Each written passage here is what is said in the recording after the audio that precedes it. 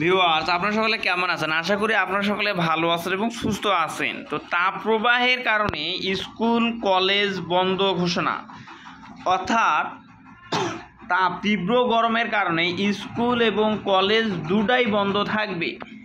তো এখানে দেখেন যে আপডেট হচ্ছে 20 এপ্রিল 2024 নিউজটা প্রকাশিত হয়েছে। এখানে বলা হয়েছে চলমান তাপপ্রবাহের কারণে 27 এপ্রিল পর্যন্ত দেশের সব স্কুল কলেজ বন্ধ রাখার সিদ্ধান্ত নিয়েছে সরকার। আজ শনিবার এ সিদ্ধান্তের কথা জানান শিক্ষামন্ত্রী মহিবুল হাসান চৌধুরী। শিক্ষামন্ত্রী বলেন, নতুন সিদ্ধান্ত অনুযায়ী 28 এপ্রিল স্কুল কলেজ খুলবে। পবিত্র রমজান, ঈদুল ফিতর সহ বেশ কয়েকটি ছুটির সমন্বয়ে টানা 26 দিন শিক্ষা প্রতিষ্ঠান বন্ধ ছিল।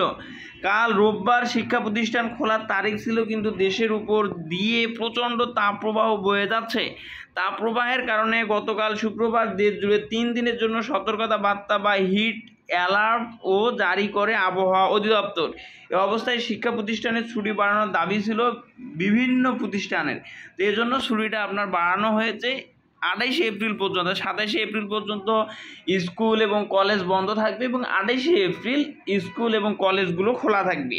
তো এখন বলা হচ্ছে যে জাতীয় বিশ্ববিদ্যালয়ের যে পরীক্ষা, অনার্স তৃতীয় বর্ষের পরীক্ষা 23 তারিখ থেকে শুরু হওয়ার কথা, সেটা হবে কি না হবে না, এই বিষয়টা নিয়ে আমি পরের ভিডিওতে আলোচনা করব ইনশাআল্লাহ।